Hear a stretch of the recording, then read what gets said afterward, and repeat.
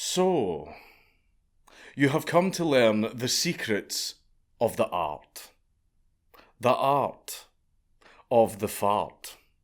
You wish to feel the wind rush betwixt thy cheeks and hear the roar of the adoring masses. You wish to have your bowels empty, your wallet full, and the women wanting. Beware, my friend, for this is no easy path. You do not know the things that I have seen. I've seen men build themselves up just to fart themselves right over the edge. There are secrets that mortals were not meant to gaze upon, as foretold in the ancient scrolls. No, seriously, there are ancient scrolls about farting. If you are still watching, then you are either extremely brave or extremely foolish. But regardless, I shall tell you a tale. I shall divulge the greatest secrets of our order. I shall teach you how to get paid for farting.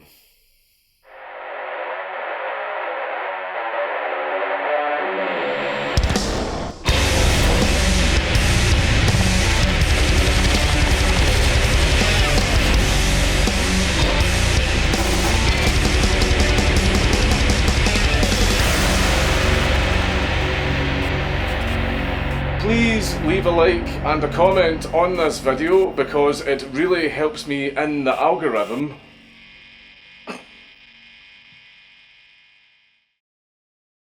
But before we get into the mad lad, it is in fact your boy, Raid Shadow Legends.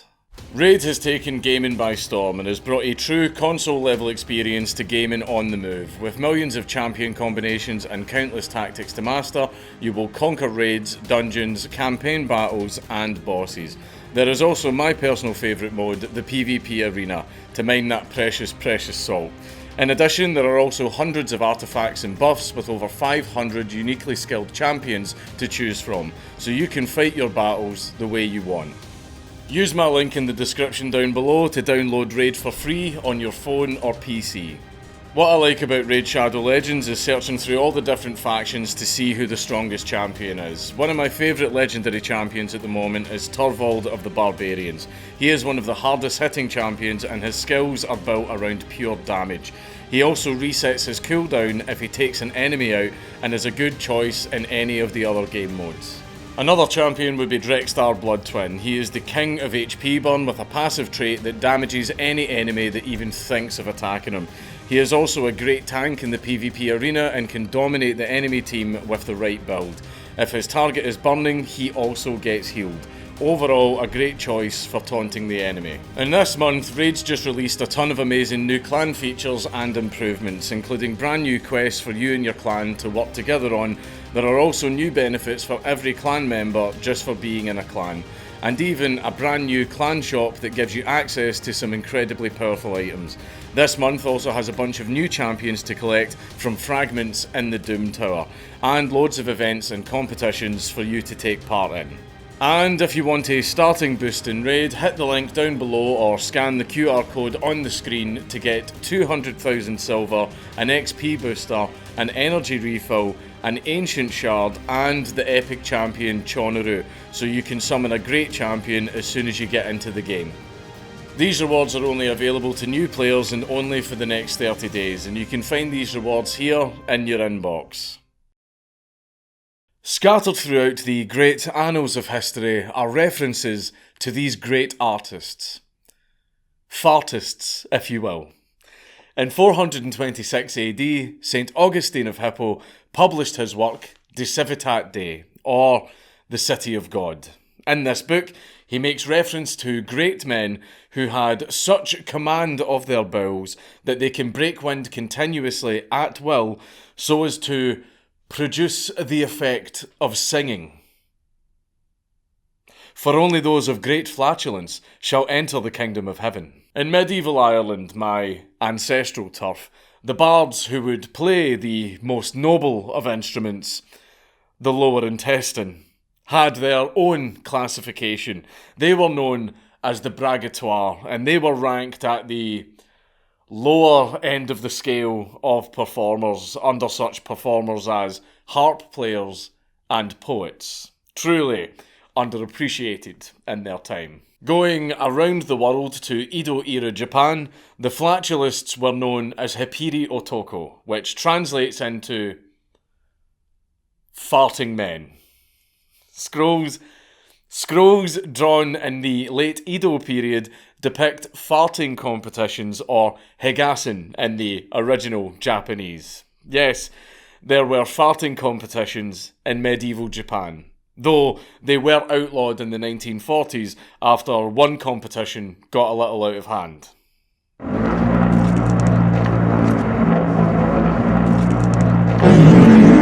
There are a few existing scrolls, but a notable one is the scroll in the possession of the Waseda University, an institution of true wrinkle brains. The Waseda scroll was created in 1846, but was a copy of an original work from 1680.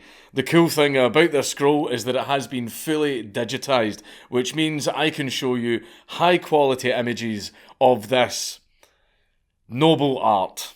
Although I will have to censor them slightly because the world just isn't ready for that.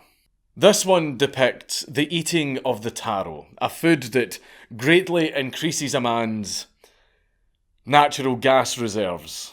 This one depicts a fart battle, or battle farts. A fart battle where men would... Right.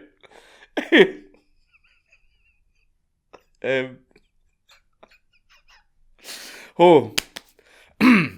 Well. Oh my god, man. Jesus, right. Focus. Where men would fart at each other. Jesus Christ, I'm not even high. Right. Where men would fart at each other, but we have the defensive line using fans to deflect the enemy farts. This was also the original draft of The Last Airbender. Tremble before the flatulence so powerful it can break down barriers to reach its target. Like Bill Cosby in a coma ward. Here we have these brave warriors saving unused farts for later by farting into a bag. You could also reap destruction by opening up a bag of farts on your enemies. Mum found the fart bag. Cavalry, the most powerful military unit in medieval times. Wrong, even they could not withstand the sheer power of the Wind Warriors. This entire scroll is available to view online, by the way. And I highly recommend it. Now, I can hear you say, okay, farts are funny, we get it, now get to the point. Well, there is an illustrious and long-lasting legacy of fartists throughout history. But I'm on that grind, I'm on that hustle. How do I get paid for farting? Well, I will tell you about the greatest members of the Grand Brotherhood of the Southern Winds and the ways that they made their living. We shall start with a 12th century jester who was known as Roland the Farter, who was the jester for the English king Henry II, and Roland was given Hemmingstone Manor, a giant mansion in Suffolk, along with 30 acres of land. In exchange for this extremely generous gift from the king, every Christmas Roland had to travel to the king's court and perform Unum Saltum et Siffletum et Unum Bumbalum. For those of you who didn't take a course in ancient moon runes when you were in school, that translates into one whistle, one jump, and one fart. Imagine that. You do one public appearance at Christmas and you get to live in luxury for the rest of the year. Like a medieval Michael Bublé. Fast forward to June the 1st, 1857. The city of Marseille on the Côte d'Azur, France. The smelliest of countries for the smelliest of boys. On this day, a star was born. Other flatulists throughout history were mere footnotes. A fart in the wind, one might say. But this man left his skid mark on the fabric of history. This man was a gas giant. Joseph Pujol was one of 5 children born to Francois Pujol and his wife Rose, a family that was Catalan in origin. From a young age, he was a natural performer, singing and dancing for his family at any given opportunity, and even playing the trombone, an instrument that was prophetic of his later career. How he discovered his abilities, like any good superhero origin story, came as a complete surprise to Joseph. During his childhood, he visited a beach and went for a little dip in the ocean. Preparing to swim underwater, he took a big deep breath, as you do, and accidentally flexed his abdominal muscles. Next thing he knew, his posterior was filled with the icy bite of Poseidon. The boy had sucked the ocean up his arse. Joseph panicked as he had no idea what had just happened to him, so he rushed to the shore, and as he was running scared up the beach towards his mum and dad, a jet of water was rocketing out from behind him, almost like it was propelling him up the beach. After he calmed down and performed some further experimentation, Joseph discovered that he could, at will, suck water up into his rectum and expel it with a good amount of force. Later in life, proctologists studying his ability measured that Joseph's talent had a range of 5 meters. I've no idea how this origin story hasn't been picked up by Marvel. As a man of science, Joseph began to experiment with the limits of his rectal retention. Quickly, he realised that he could inhale up to 2 quarts of air through his rear passage and release it at will. With a little practice, he learned to flex his muscles in a way that let him fart at different frequencies, creating musical notes, and he quickly mastered simple melodies. Later, serving in the army, Joseph would often entertain his fellow soldiers by performing a little musical number, and it is here that he earned his famous nickname, Le Petit Main, which literally translates into Fartamaniac. After he left the army, he became a baker and would entertain the customers by imitating instruments by using his own instrument and say that he was playing them behind the counter. Imagine going into Greggs and the man is just ripping his trousers while he hands you your steak bake. In 1887, Le Petit Main began to perform at local music halls and found a lot of success with his act. So he decided to pack up shop and leave for Paris to earn his smelly fortune in the music world. And a 1, and a 2, and a... By 1892, he premiered in the biggest entertainment hall in France, the Moulin Rouge. He was immediately successful even in this most illustrious of venues, and it is said that one man even died of a heart attack during his performance due to uncontrollable laughter. During his performance, Le Petit Main wasn't in some ridiculous costume. No, he was always dressed in the height of the fashion of the times. Red coat, black trousers, white gloves, the full shebang. The only alteration was a rubber tube that hung out the back of his trousers. A tube that was connected to... You know what it was connected to. Musical farts were not the be-all and end-all of his show. During his 90-minute performances, he would create sound effects of thunder and cannon fire. He would play old songs through an ocarina connected to his rubber tube. He would also blow out candles from several yards away, which that's a hell of a fire risk. And he would also smoke a cigarette from both ends. This was not just lowbrow humour for the masses either.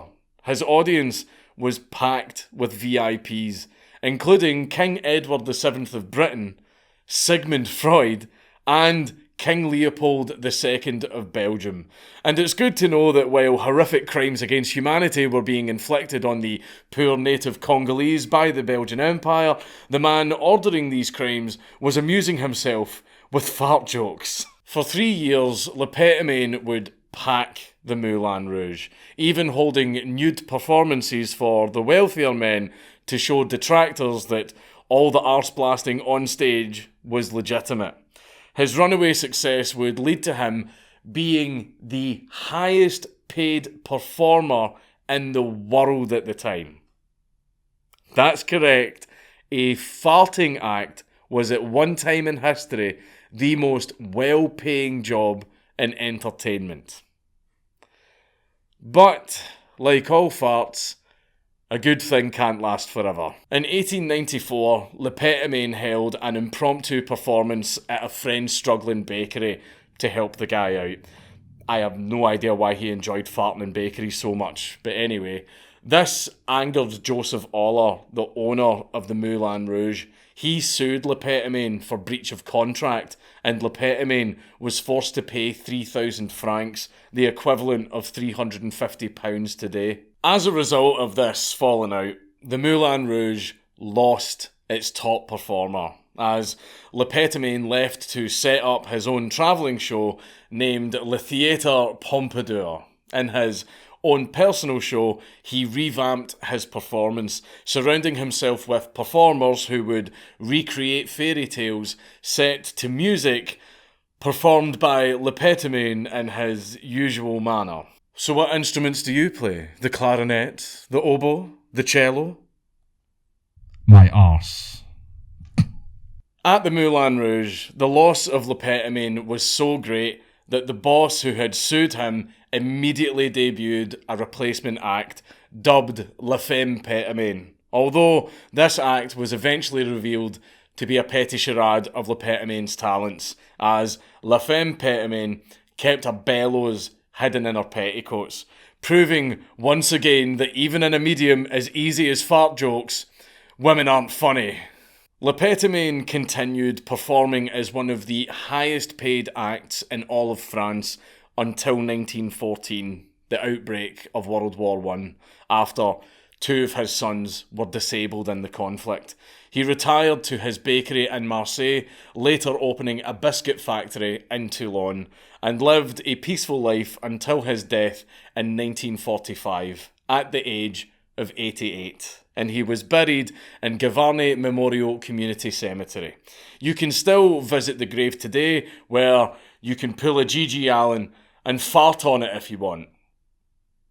Please don't fart on Le Pétomane's grave. After his death, a medical school in Paris offered 25,000 francs, or £3,250, to examine Le Pétomane's unique arse.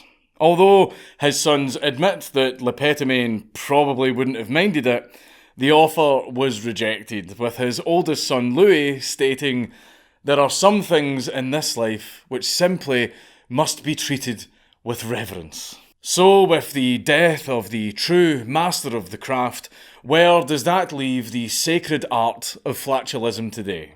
Well, there are 2 well-known flatulists who are still farting the good fart.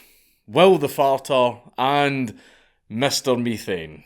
Mr. Methane discovered his ability to perform the back-end blowout on a whim when he was 15 while performing yoga. After working on railways for a few years, in 1991 he donned the green mask and became a full-time farter. He opened for bands in Macclesfield. In Macclesfield, his hometown, before travelling to America to appear on the Howard Stern show as the British Blaster and perform on Broadway, although not in any actual theatres. In 2004, Mr. Methane auditioned for Britain's Got Talent, where he unfortunately was buzzed out by all three judges, despite two of the judges, Piers Morgan, who has blocked me on Twitter, and Amanda Holden breaking down into fits of laughter. In the same year, however, he auditioned for Das Supertalent in Germany and made it all the way to the semi-finals. It seems that the Germans just have a greater appreciation of gas. Now onto the American master of the craft. Without a more delicate way to put it, Will the Farter was born without an arsehole. And after a year of his life spent with a colostomy bag, a doctor decided to do a bit of reconstructive surgery and build him an arsehole. We have the technology. We can make him fart. Will himself theorises that this gave him the ability to fart at will. Will has made several appearances on the Howard Stern Show, and perhaps most famously, an appearance in Jackass 3D, where he farts into a trumpet and lights a cigarette with his arse. These two men represent the last holdouts of an ancient and proud brotherhood. They both have active YouTube channels, so I urge you to go and check them out and help spread the good and stinky work. As for yourselves, go out there and make yourselves millionaires. Get on that grind with your behind. Hustle by making your Jimmy's Russell. Stop being neats and clap them cheeks. Follow your dreams. Just don't follow through. This is the dumbest video I've ever done.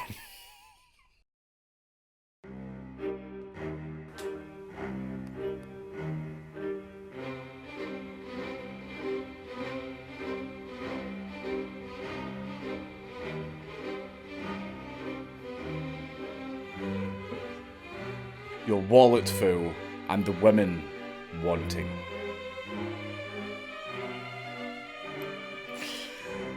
Oh, how am I supposed to take this video seriously? You do know... The fuck off tablet. How to get paid for farting. Fuck me.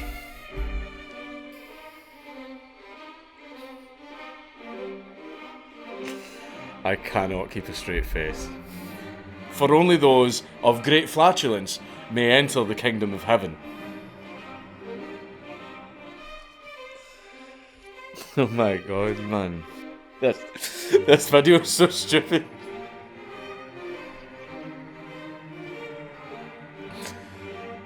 Oh.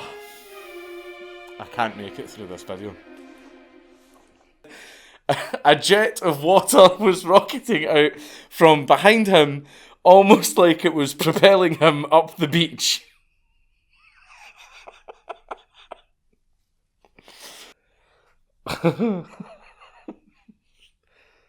Oh, Jesus. It's Count Dankula on YouTube. Everybody should subscribe.